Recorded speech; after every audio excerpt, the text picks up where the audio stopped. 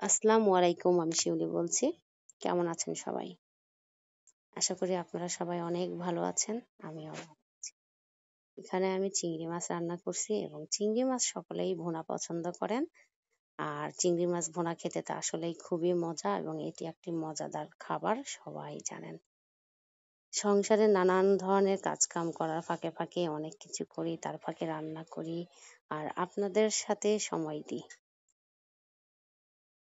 এখানে মাছটা আমি সুন্দরভাবে ভালোভাবে কষায় নিচ্ছি। কষায় নেওয়ার পরে এখানে কিছুক্ষণ একটু ঝোলটা কম কম হয়ে গেলে আমি ওর মধ্যে চিংড়ি মাছটা আমি কি দিয়ে রান্না করব। শুধু শুধু ভুনা তো সবাই খাই, এই জন্য ভাবলাম যে না, এর মধ্যে কোনো কিছু দিয়ে রান্না করব। সেটা হলো ক্যাপসিকাম আর ফুলকপি।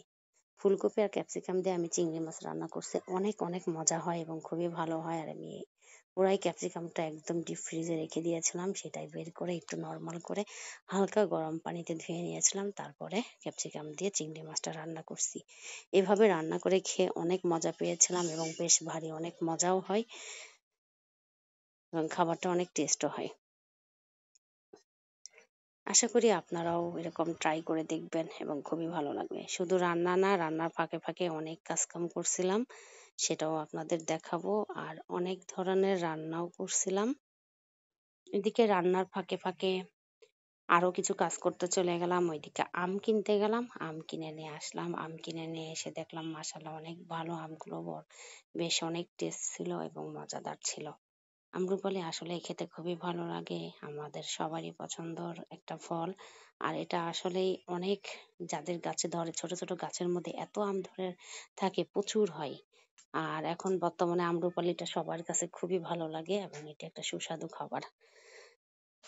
কম বেশি সবারই ভালো পছন্দর। আমার বাসায় তো আমার ছেলে মেয়ে দুজনই খুবই পছন্দ করে। যাক মাশাআল্লাহ, সিজনের ফল না খেলেই হয় না। তারপর এখানে আমি হচ্ছে ইস্ট দিয়ে, ময়দা দিয়ে মাখায় রাখছিলাম, প্রায় ১-১.৫ ঘন্টা করে রাখছিলাম। এখানে আমি একটু পাউরুটি করব, ছোট ছোট পাউরুটি নিজের বাসায় করব, এজন্য এখানে পাউরুটিটা সুন্দর করে তেলের উপরে ভেজে নিচ্ছি। ভেজে নেওয়ার পরে এটাকে সুন্দরভাবে, ভালোই ফুলছিল, অনেকটাই ফুলে ফুলে হচ্ছিল। তারপরে আমি তো ভাবছিলাম হবেই কিনা কে জানে, কিন্তু না, যখন আমি এটাকে পুরাপুরি ভাজছিলাম, পুরাপুরি ভাজার পরে কেটেও দেখছিলাম, মাশাআল্লাহ অনেক সুন্দর হয়েছিল এবং এটা দিয়ে আমি কি করব সেটাও আপনাদের দেখাবো।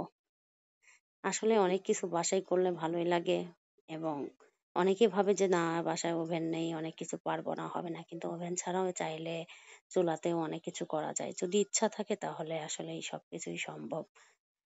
এটার কালারটা যখন একদমই ব্রাউন কালার হয়েছিল, ঠিক আমি তখনই নামিয়ে ফেলছিলাম।